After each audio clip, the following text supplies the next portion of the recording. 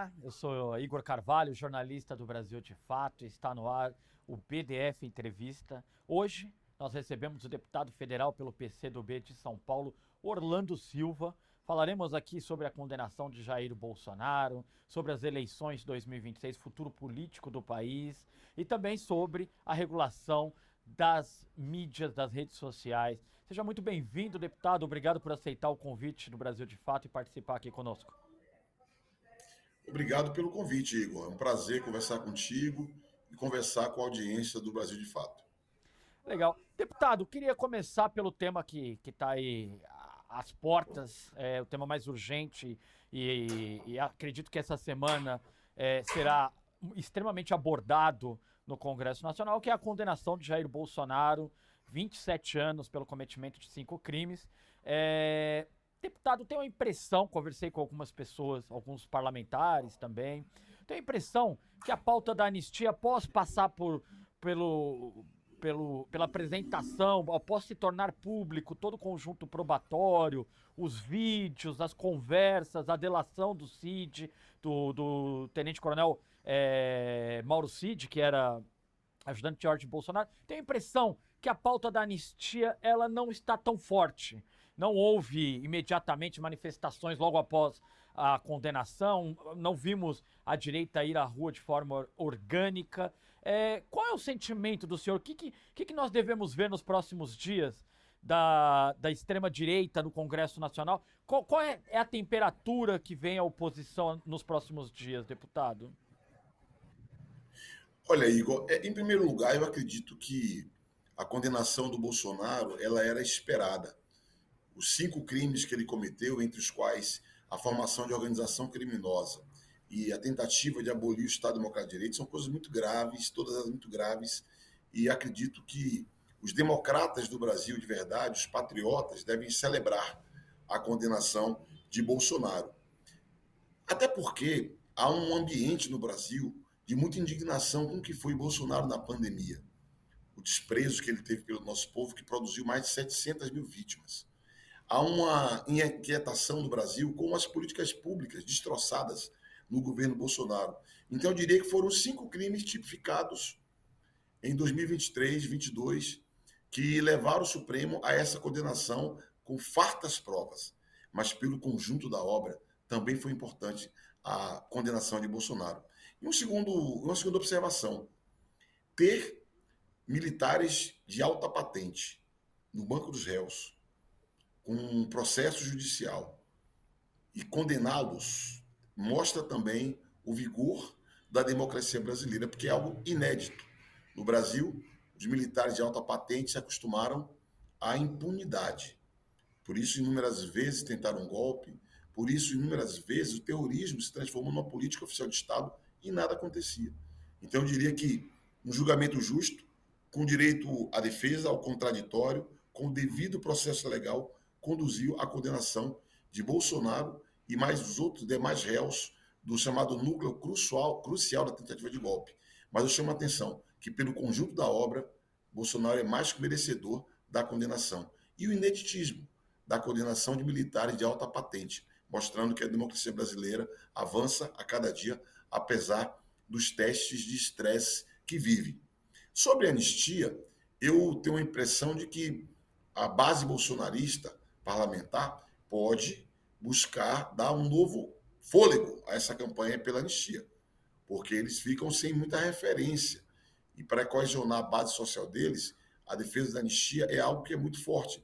Até porque eles sabem que mesmo se o Congresso Nacional votar com anistia, ela será declarada inconstitucional pelo Supremo Tribunal Federal. Mas eles querem votar para continuar escalando contra o Supremo Tribunal Federal, porque parte da retórica dele é a negação do sistema. Os bolsonaristas, que são a pior face do sistema burguês brasileiro, tentam se colocar como antissistema. E o confronto com o Supremo é funcional para se colocarem contra o sistema. Por isso, eu acredito que eles podem sim tentar dar impulso à campanha pela anistia, mesmo sabendo que ela é flagrantemente inconstitucional, porque você não pode permitir nenhuma iniciativa que fira o Estado Democrático de Direito, que isso é uma cláusula pétrea da Constituição. Logo, não cabe qualquer lei ou emenda à Constituição que verse sobre isso. Mas eles não estão interessados em debater fatos nem a realidade. Eles querem construir narrativas. E para narrativas dele, o discurso da anistia é essencial. Vamos lutar para que não aconteça. Nós não queremos que a anistia passe pano por os crimes cometidos. E, se o Congresso Nacional votar anistia, deputados e senadores serão cúmplices dos crimes cometidos contra o Estado Democrático de Direito no Brasil. Agora, deputado, o senhor me deixou aí um caminho a percorrer, que é justamente essa relação entre a extrema-direita e a possibilidade de aprovação. Depende do centrão. E aí eu queria Claro. ver aqui com o senhor, fazer uma conta aqui, uma conta de boteco aqui com o senhor, não para chegar em número algum. Mas o centrão, me parece que nas últimas semanas, inclusive Kassab tem falado sobre isso, Ciro Nogueira tem falado sobre isso, me parece que o centrão se aproximou em definitivo do Tarcísio de Freitas. Se não há uma resposta definitiva sobre o futuro da candidatura do Tarcísio em São Paulo ou nacional, parece que o centrão acenou para que o Tarcísio de Freitas seja essa figura que os representará nas urnas em 2026 no pleito nacional. E aí me fica uma dúvida, e essa conta de boteco que eu queria fazer com o senhor aqui.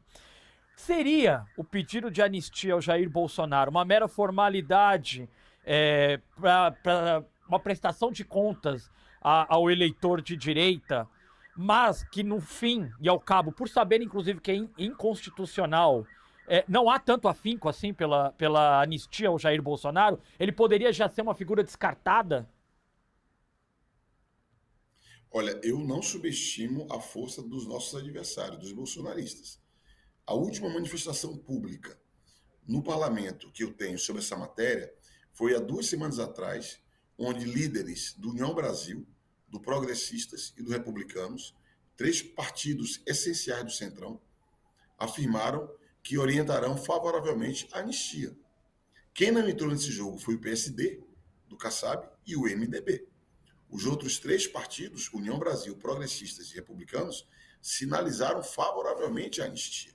Então é preciso estarmos atentas, alertas, combatendo, denunciando, porque eu não vou pagar para ver se eles terão ou não força para votar anistia no plenário. Temos que estar firme na debate para que esse absurdo não se consolide no Congresso Nacional. Agora, claro, o Tarcísio também faz muito jogo de cena. O Tarcísio, na minha visão, inclusive, beijou a cruz. Tarcísio de Freitas, no último dia 7 de setembro, beijou a cruz quando, ao mesmo tempo, aplaude o Trump e ataca o Supremo Tribunal Federal. É a posição de quem pediu a bênção pública para o Bolsonaro para ser candidato a presidente da República. E o que consta aqui nos bastidores é que o Tarcísio se comprometeu com anistia, com perdão, com indulto, com tudo que for preciso para ser o candidato a presidente da República apoiado pelo Bolsonaro. Então ele beijou a cruz, vai fazer de tudo, inclusive lutar para que a Câmara e o Senado aprovem a anistia, para que ele se consolide como o nome do bolsonarismo para a presidência da República. E consta nos bastidores que a burguesia, o capital financeiro, as principais forças políticas conservadoras estão unidos em torno dessa agenda do Tarcísio, inclusive chantageando o Bolsonaro. Olha como essa gente é. Nesse momento, a burguesia brasileira fala: nós vamos atuar para aliviar para você, desde que você não se coloque, desde que você apoie o Tarcísio. É esse jogo que a burguesia e o Tarcísio colocaram a faca no pescoço do ex-presidente Bolsonaro, porque sabe que ele é um personagem-chave na disputa eleitoral. E o Tarcísio, como bem disse o presidente Lula outro dia, o Tarcísio é nada. O Tarcísio é ninguém. Ele se fez às custas do Bolsonaro. E se o Bolsonaro não apoia ele, ele não sai do chão. Por isso que eu não tenho a menor dúvida que, mesmo sendo governador de São Paulo, o requisito para que ele possa ser competitivo é ter o apoio do Bolsonaro. E é daí que vem essa chantagem que ele e a burguesia fazem contra o ex-presidente Bolsonaro, botando a faca no pescoço dele, exigindo apoio, sob pena de abandoná-lo à própria sorte. Agora, sem dúvida, concordo com o senhor, o Tarcísio abandonou a roupa do candidato moderado, de uma simulação de direita moderada, partiu para um discurso mais radical. O senhor aposta que na radicalidade o Tarcísio tenha possibilidades como candidato nacional? Porque tudo que se diz as possibilidades maiores do Tarcísio são em São Paulo, onde ele tem um cenário, indicam as pesquisas, um cenário mais favorável, tem uma boa aprovação do seu governo. Nacionalmente, esse jogo muda. Radicalizar o discurso não o afasta de outros setores que estavam buscando um candidato moderado? Eu não tenho a menor dúvida. O governo de São Paulo, a máquina pública de São Paulo, é uma máquina eficiente. É um governo que anda sozinho. Então, o Tarcísio, por ser o incumbente, por ser o governante, ele larga como favorito a disputa da sucessão de São Paulo.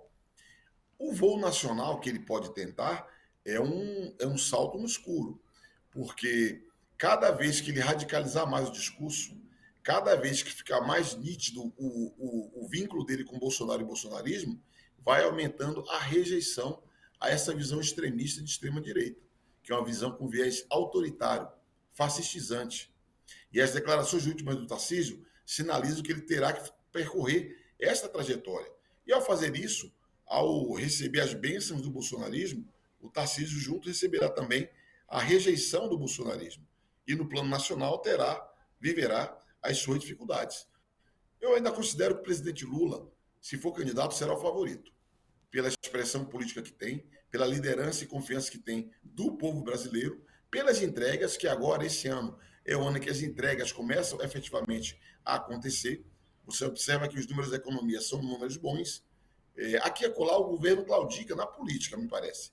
Mas a economia tem evoluído bem. Poderia ser muito melhor se nós não colocássemos uma corda no pescoço, que é esse arcabouço fiscal. Mas eu acredito que o presidente Lula ele entra em 2026 como favorito à disputa.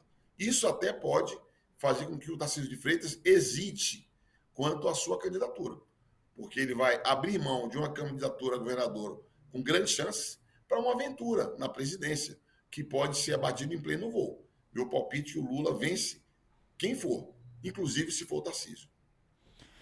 E o senhor estava lembrando, tem inclusive o imposto de renda, que pode significar uma economia considerável para o bolso do trabalhador em 2026 já, né, deputado? Deputado, falando 2026, eu queria saber a posição do senhor. É sabido que houve internamente no PCdoB questionamentos, a saída da Manuela Dávila do partido tem a ver com isso, em relação à federação com o PT. Qual é a posição do senhor para 2026 em relação à federação? Pelo senhor, essa federação ela é mantida ou o PCdoB segue uma carreira independente do PT? Há quem diga que o PCdoB anexado ao PT numa federação pode inclusive acabar com o partido. Qual é a análise do senhor sobre isso? Olha, houve um debate no PCdoB sobre federação e a minha opinião, no caso, era coincidente com a opinião da deputada Manuela Dávila, da ex-deputada Manuela Dávila, porque, na minha impressão, o PCdoB deveria fazer uma federação com o PSOL e com a Rede. Por quê? Porque são partidos com pesos políticos mais próximos. A diferença entre o PCdoB e o PT é muito grande. O PT é 10 vezes o tamanho do PCdoB. O PT é mais do que isso, do que o PV. Então, há uma assimetria muito grande entre o PCdoB e o PT. Na minha impressão, essa assimetria não seria tão grande com relação ao PSOL e à Rede. Então, é um debate que foi feito no PCdoB. Eu defendi a posição de uma federação com o PSOL e com a Rede. Perdi essa votação. Então, isso para mim é matéria vencida. É uma decisão que foi tomada pelo PCdoB, entendendo que seria melhor a federação com o PT para que a sua atividade parlamentar persiga, continue acontecendo. Pelo que eu observo da política, eu não vejo um ambiente de mudança, seja porque tanto o PCdoB quanto o PV seguem inclinados a manter o vínculo com o PT nessa federação, seja porque o PT, na verdade, é o grande beneficiário da federação. Porque o PCdoB é um partido que elege um número menor de parlamentares e em todos os estados da federação, o PCdoB ajuda a eleger a bancada do PT. Então o PT é o grande beneficiário da federação. Então não tem por que o PT querer mudança da federação. E ao que parece, pelo que eu percebo, a direção do PCdoB também se sente confortável sendo parte de uma federação com o PT e com o PV. E, por outro lado, os outros partidos que poderiam compor uma federação mais ampla da esquerda, o PSB não tem nenhum interesse em federação, eles acreditam que podem romper a cláusula de barreira na próxima eleição. O PDT, que na minha impressão vai viver dificuldades para superar a cláusula de barreira, também não sinaliza uma federação com o PT, justamente pela assimetria de tamanho dessas correntes. E o PSOL e a Rede também, até onde eu vejo, não tem interesse, por hora, numa participação de federação com o PT. Então, a minha impressão é que não deve ter mudança importante no campo da esquerda para a disputa de 2026.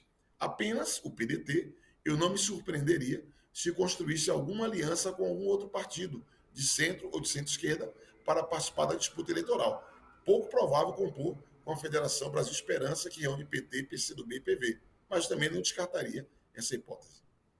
Agora, deputado, esse nível de divergência em torno da federação, isso pode. Eu já ouvi algumas pessoas falarem sobre isso, mas nada melhor do que escutar do senhor. Isso pode acarretar numa eventual saída do senhor do partido após as eleições de 2026? Esse é um não assunto, né? Eu sou comunista, eu acredito no socialismo, num projeto histórico transformador. Eu acredito que a esquerda brasileira precisa refletir sobre a sua construção. O Brasil é um país estratégico para o mundo, para a luta dos trabalhadores. Eu acredito que a esquerda brasileira precisa renovar métodos, renovar objetivos, resgatar utopias, pensar em métodos de trabalho, fortalecendo o trabalho por baixo, o trabalho de base, fortalecendo iniciativas de politização da nossa militância e do nosso povo. Porque alguns falam que há uma despolitização no Brasil, o que eu vejo é o contrário. O que eu vejo é a direita politizada, a direita politizando, a direita mobilizando e engajando cada vez mais pessoas. E o nosso desafio é renovar a esperança do povo, renovar as utopias, renovar a perspectiva de um projeto transformador. O mundo vive um processo de reestruturação produtiva. O capitalismo, ele se reinventa, encontra com novas tecnologias, novas formas de organização do trabalho. Isso tem um impacto. A plataformização do trabalho tem um impacto até no ethos de classe. Hoje, um trabalhador condutor, um rodoviário, ele é motorista de ônibus durante o dia e à noite ele vira Uber. E ele tem essa dupla atividade. Ele tem uma referência na sua categoria, no limite, uma referência de classe, tem, mas ele tem uma outra referência de produzir o seu modo de viver com um tipo de trabalho individualizado que as plataformas permitem. Então, tanto que eu debato sobre regulação de plataformas digitais e alerto para os meus companheiros nos debates.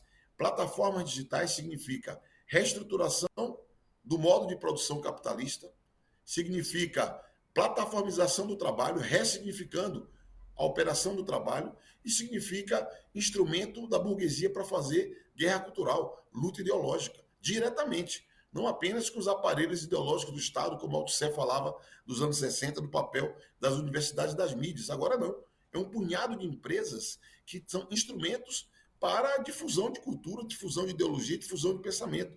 Então, nesse mundo novo, é preciso parar e refletir sobre estratégias para a construção de um projeto histórico. O que me interessa nisso é isso hoje. O que me interessa é pensar a esquerda, repensar a esquerda, construir caminhos que tenham potência para mobilizar o povo e os trabalhadores.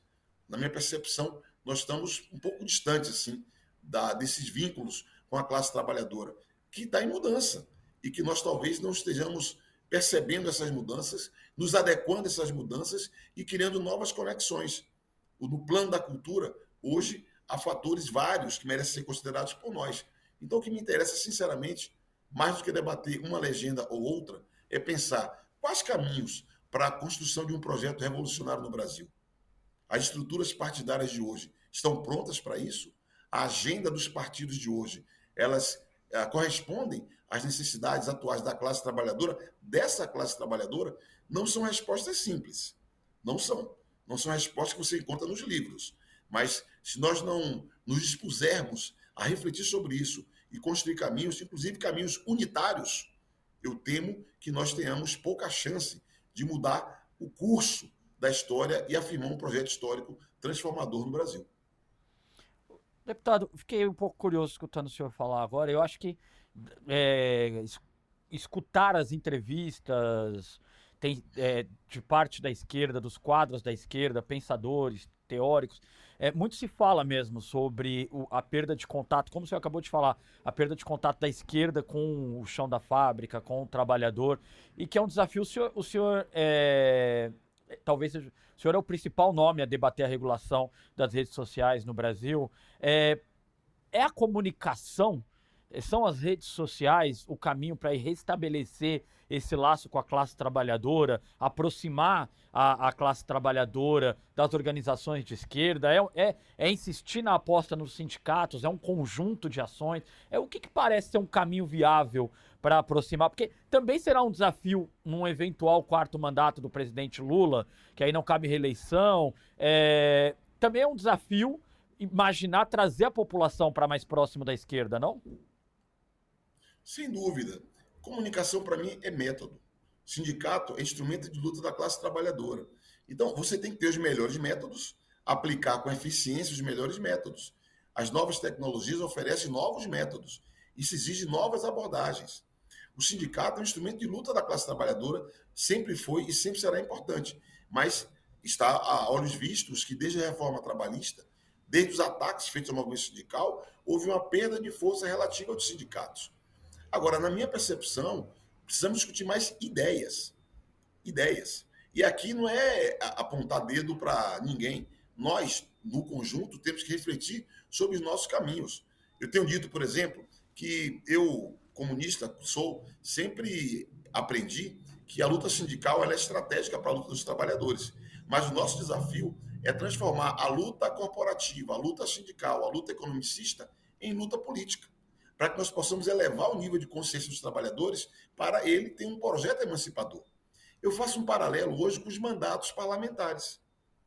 Assim como nós queremos que a luta sindical, valendo ao economicismo e passe para a luta política, hoje, na minha leitura, os mandatos da esquerda precisam ir além do eleitoralismo e passar a luta política também. É necessário ter mandatos que sirvam não apenas para a conquista de votos, mas que tenham bandeiras, que tenham causas, que abordem os trabalhadores de modo que nós possamos ter, em diálogo com os trabalhadores, aprendendo com eles, uma elevação do nível de consciência dos mandatos e dos trabalhadores. Digo isso porque o economicismo é um problema para o sindicato, o burocratismo é um problema para os partidos, como o eleitoralismo é um problema para os mandatos parlamentares do nosso campo, do campo da esquerda. Eu fico muito incomodado, por exemplo, como os mandatos de esquerda, na maioria deles, na minha opinião, ficam de costas para a luta sindical. Isso para mim é um assunto. Várias vezes eu discuto com companheiros nossos. Alguns falam, mas o sindicato já era, já não tem a força de antes. Só que é o seguinte, nós temos que ajudar a organizar os trabalhadores da forma que for. Se for no sindicato, se for na oposição sindical, é porque eu sempre digo, enquanto houver exploração, os trabalhadores vão encontrar formas de resistir e de lutar. E quando os nossos mandatos, do nosso campo político, subestimam o papel dos sindicatos, na prática é um flerte com o eleitoralismo, migrando para bandeiras que são mais populares, entre aspas, mas renunciando a um diálogo, a uma conexão com aquilo que é essencial para uma luta transformadora do país. Então, não tem a menor dúvida que esse é um tema que tem a ver, pensar a esquerda tem a ver com luta de ideias, tem a ver com ideias, tem a ver com resgate de sonho, tem a ver com utopias, tem a ver com debater sobre o nosso governo. O presidente Lula foi uma vitória essencial para o Brasil seguir na democracia. Imagine o que seria o Brasil se não elegêssemos o Lula em 2022. Creio que em 26 ainda é essencial a reeleição do presidente Lula, mas nós temos que já refletir como construir uma estratégia que não seja só da mão para a boca. Porque não adianta eleger o presidente Lula e se agarrar no arcabouço fiscal que estrangula a possibilidade de desenvolvimento nacional e impor uma agenda que tem um viés liberal forte. Isso ajuda a explicar também a distância com a classe trabalhadora. Porque se é para fazer a mesma receita que os caras vão fazer, deixa que eles façam. Nós temos que ganhar o poder político, formar a maioria para disputar o rumo do país. E para isso tem que ter inventividade. Eu estou muito interessado em refletir, estudar, acompanhar o que faz o México hoje.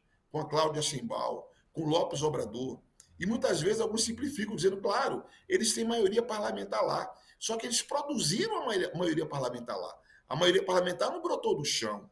Por isso que é tão importante nós aprendermos, sem querer copiar ninguém, mas vermos sobre caminhos para que nós possamos produzir uma maioria política no país, que permita termos uma maioria parlamentar no país, que permitamos ter governos que sinalizem ao encontro da classe trabalhadora um projeto transformador. Porque hoje, curiosamente, a extrema-direita ultraliberal, que é a pior face do sistema, é o antissistema. E a esquerda virou a acomodação, a defesa do sistema. Isso é complexo de falar, de explicar para as pessoas. Para nós da esquerda é algo evidente, o sentido da esquerda e da direita, mas quem está entrando agora na política pode não perceber sinais invertidos. Muito bom escutá-lo falar, deputado. De fato, sempre me intrigou muito como lideranças sociais, lideranças produzidas no sindicalismo ou nos movimentos populares, com rápida ascensão já se pensa eleitoralmente essas trajetórias e nunca se pensa em aproveitar dentro da estrutura dos movimentos e dos sindicatos para formular novas políticas e também para fomentar essas organizações. Mas o senhor falou de maioria no Congresso e tem algo que eu acho super importante nós debatermos no país e talvez seja um dos debates do quarto mandato, um eventual quarto mandato do presidente Lula, se vier a acontecer, até quando, deputado, nós vamos conseguir manter esse sistema, esse presidencialismo de coalizão que nós temos, que está com o advento das emendas, que o Congresso Nacional pegou a chave do cofre no governo Temer e o cofre ficou maior no governo Jair Bolsonaro, está cada vez mais inviável que um governo, que um presidente consiga exercer o mandato que foi eleito nas urnas. É muito difícil imaginar que o presidente Lula consiga, em 2026, uma base robusta que lhe dê governabilidade sem que ele tenha que fazer grandes acordos. É possível, deputado, ou é uma utopia imaginar que nas eleições, pós-eleições de 2026, se consiga pensar um novo modelo, se consiga pensar uma nova proporcionalidade nas eleições parlamentares? O que é possível a gente imaginar para o futuro, ou nós vamos continuar vendo presidências asfixiadas pelo Congresso? Olha, é fato que a elaboração do orçamento no Congresso brasileiro é uma distorção. A forma como o orçamento é elaborado, ele produziu uma distorção grave que esvaziou o Poder Executivo. Veja, o papel do Poder Legislativo é elaborar o orçamento e fiscalizar a sua aplicação. Não é executar o orçamento. E muitas vezes, com o advento das emendas impositivas, o Legislativo passou a ser um executor de emendas, executor do orçamento. Então, eu acredito que em algum momento vai ter que ter um freio de arrumação. Eu penso que nós deveríamos discutir a forma como é executado o gasto público. Essa história de emendas vai ter que ser revista, porque não tem como manter esse padrão. Agora, para isso, é preciso um governo forte. Então, a eleição do presidente Lula de 2026 pode ser uma eleição importante, porque ele pode, reafirmado nas urnas, com a experiência política que ele tem, abrir um debate público. Eu acredito que, por vezes, o presidente Lula poderia e deveria fazer um debate público com a sociedade brasileira, porque tem temas que exigem um engajamento da sociedade brasileira. E eu defendo fazer um debate sobre orçamento sem tabus. Eu tenho minha posição sobre emendas parlamentares impositivas. Eu, pessoalmente, não concordo com isso, porque acho que isso aqui é uma usurpação de uma competência do Poder Executivo. Mas há outros temas na elaboração do orçamento. A forma como se trata a dívida pública precisa ser discutida. Porque todo arcabouço fiscal, teto de gastos, tudo isso é produzido preservada a despesa financeira. Isso não existe. Isso não existe. Então, o capital financeiro blinda os seus resultados, exige fiscalismo, responsabilidade fiscal para como você vai cuidar do povo. Isso não existe. Até mesmo acho que deveríamos debater as vinculações de receita, como elas se dão, o que é atual, o que não é atual. Eu acredito que poderíamos e deveríamos discutir a reforma do Estado. Voltando ao exemplo do México. No México, eles chegaram a discutir e definir e mudaram as regras, definindo democratização do Poder Judiciário. Isso é coragem para debater reforma do Estado. Então, eu acredito que deveríamos discutir reforma do Estado, avançar na reforma agrária, que nós paramos no tempo, pensar em democratização do acesso à informação, que é um tema-chave, não só envolvendo Big Techs, mas também importa na radiodifusão. Pensar em reforma urbana. Hoje, as cidades brasileiras estão sendo tomadas pela especulação financeira. Está a olhos vistos. Às vezes até aparecem fenômenos aqui e acolá, como é do Airbnb, né? Retrofit de prédios inteiros, de áreas inteiras. Até manejo de financiamento privado, como o Guilherme Boulos tem denunciado, financiamento deveria ir para a habitação popular, financiando estruturas que vai servir de Airbnb. Então, uma série de distorções tem ocupado o desenvolvimento urbano das cidades. Então, tem temas que nós temos que fazer uma ofensiva. E a reeleição do presidente Lula, ela deve acontecer para garantir que nós possamos dar passos adiante, não ficar marcando posição, não ficar marchando no mesmo lugar. Fazer o L para isso, para o Brasil caminhar para frente, avançando em mudanças estruturais, impulsionando mudanças estruturais. E esse é o desafio para que nós possamos reconectar os trabalhadores e o povo com um projeto transformador de esquerda no Brasil. Ótimo. Deputado, queria voltar agora para um tema que eu tenho certeza que muita gente está escutando e está esperando que a gente toque nesse assunto, que é a regulação das redes sociais, do ambiente da internet no Brasil. O projeto, claramente ele foi sabotado, ele foi barrado no Congresso Nacional, né, deputado? Com certeza, as Big Techs são muito poderosas. E há um fortalecimento cada vez maior da relação entre a extrema-direita e as Big Techs. Na posse do Donald Trump, não por acaso, perfilhado atrás do Donald Trump estavam os grandes empresários internacionais, os donos das Big Techs, que são empresas, como disse, que não impactam apenas na esfera pública, na comunicação.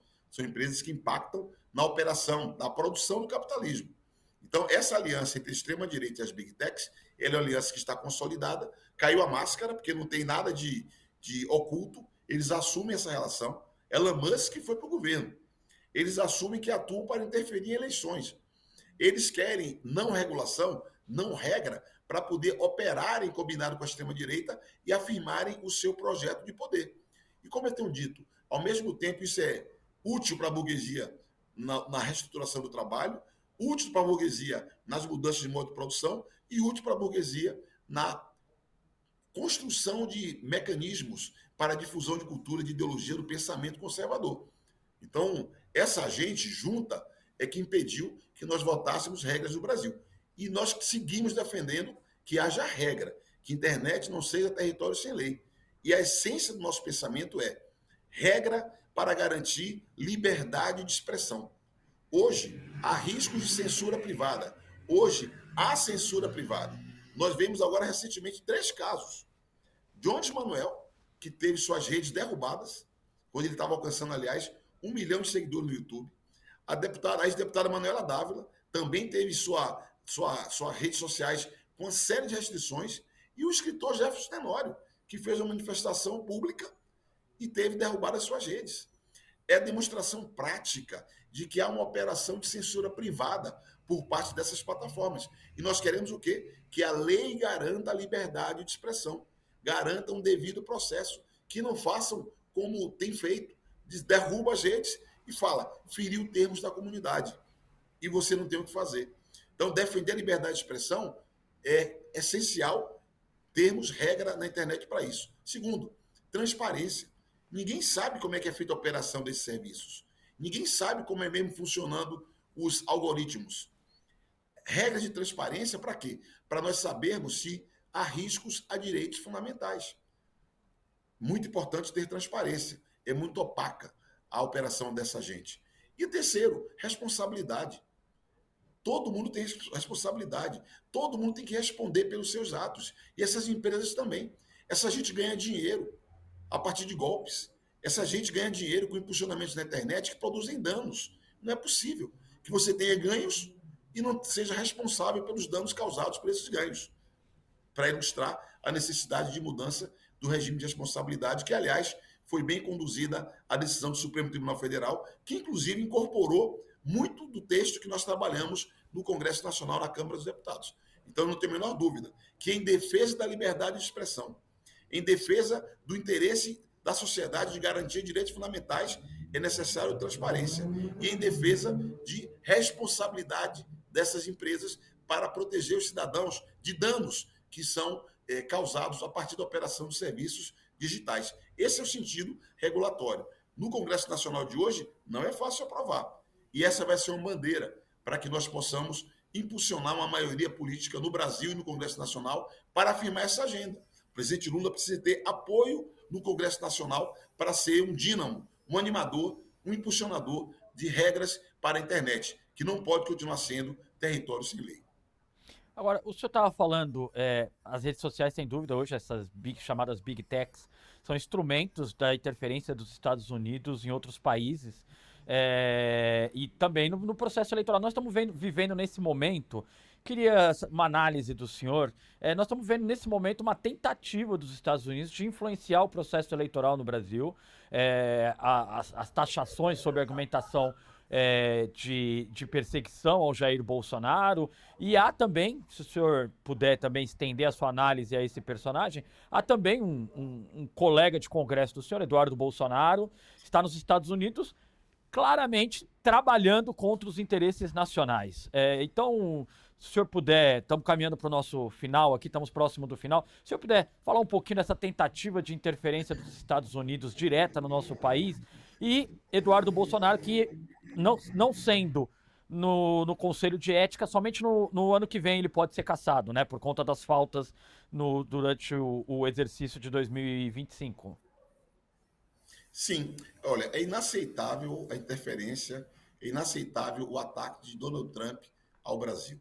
Ele ataca a soberania nacional quando quer ditar como deve funcionar o governo brasileiro, como deve funcionar o poder judiciário brasileiro. Isso é inaceitável.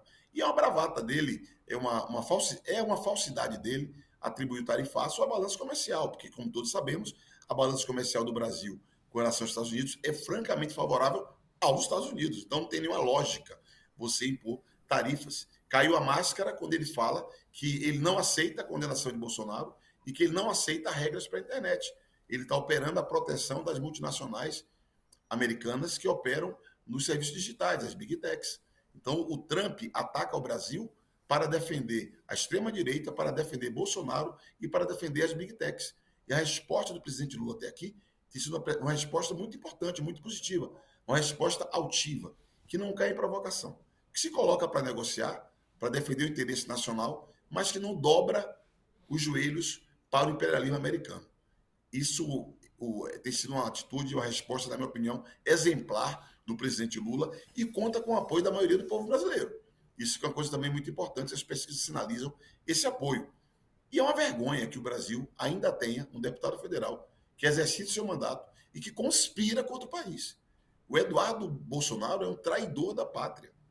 Ele articula para atacar a economia brasileira, para acabar com o emprego no Brasil, para destruir empresas brasileiras. Eduardo Bolsonaro chegou ao limite de aplaudir uma provocação da porta-voz de Trump, ameaçando que, além de medidas econômicas, poderia adotar medidas bélicas, militares, ataque ao Brasil. E o Bananinha, o Eduardo Bolsonaro, aplaudiu, o que mostra que ele é um vendilhão da pátria, um traidor, um Silvério dos Reis, um desqualificado. E o Congresso Nacional, lamentavelmente, não teve a atitude correta, que seria instalar um processo para apurar quebra de decoro por parte desse sujeito e caçar o mandato. Outro dia eu falei no ato aqui na República, comentando com o povo que estava na praça, que a minha mãe, que é uma mulher pouco letrada, estudou apenas poucos anos, ela me perguntava, filho, mas explica, como é que esse homem ainda não foi caçado? É difícil explicar para o povo brasileiro como uma pessoa que durante ano inteiro trai o país, ataca o país, conspira contra o país e se diz representante desse povo. É inaceitável, mas eu espero que não passe no começo do ano que vem e nós possamos cessar, digamos assim, essa atitude antipatriótica de alguém que se fala parlamentar do Brasil. Ora, deputado, só última questão aqui para a gente encerrar. Estados Unidos está cercando a Venezuela, ameaçando Maduro. E na semana passada, a porta-voz dos Estados Unidos, da presidência dos Estados Unidos, porta-voz da Casa Branca, afirmou que não negou o uso militar contra o Brasil, caso continuasse o que eles chamaram ali, naquele momento de perseguição a Jair Bolsonaro. O senhor é dos que acha que esse tipo de ameaça militar aqui na América do Sul é algo folclórico ou deve ser levado a sério e devemos ficar atentos a essa possibilidade? Olha, eu não descarto nenhuma hipótese nunca. O país da dimensão do Brasil, que tem um peso na geopolítica global, o movimento que o Brasil faz repercute no mundo inteiro. E está nítido para mim que o Trump quer impor uma hegemonia dos Estados Unidos da América em todo o hemisfério. Se for pela economia, vai pela economia. Se precisar pelo uso da força militar, vai querer fazer uso da força militar. Evidentemente que ele já sinalizou fortemente contra a Venezuela, que é um país que vive uma situação de cerco, né? A Venezuela vive sob ataque. Faz bastante tempo que a Venezuela vive sob ataque. E independente dos caminhos que a Venezuela trilhar, que devem ser decididos pelo seu povo, eu não posso defender a soberania do Brasil, dizer que quem manda no Brasil são os brasileiros e querer me imiscuir, me meter na vida de um outro país. Quem tem que decidir o rumo da Venezuela é o povo da Venezuela. Os americanos tentam impor a sua visão daquele país. Então, eu não diminuiria risco de nada. Levaria a sério tudo. Tá certo, deputado. Eu agradeço muito a sua presença, agradeço demais o senhor ter aceito o convite. Tô vendo aí o acesso de tosse e agradeço demais a presença do senhor. Foi um papo ótimo.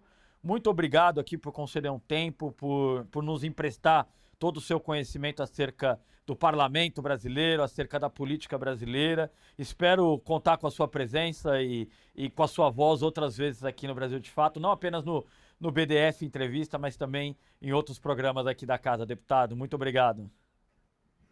Eu estou convalescendo de uma gripe, então quero pedir desculpas aí pelo acesso de tosse. Resisti bravamente à entrevista. Estava difícil, mas cheguei até o final. Valeu, abraço, obrigado. Tá certo, deputado, muito obrigado. Então, encerra aqui, acaba aqui o BDF. Então, encerra aqui, acaba aqui o BDF Entrevista, a edição esta edição do BDF Entrevista. Você pode assistir o programa de segunda a sexta na TVT e também no canal do YouTube do Brasil de Fato. Você também pode escutar no seu streaming de preferência e na Rádio 98.9, Rádio Brasil de Fato. Lembrando que na Rádio Brasil de Fato o programa começa um pouquinho mais tarde, às 9 horas da noite. Então, até o próximo programa. Muito obrigado e tchau.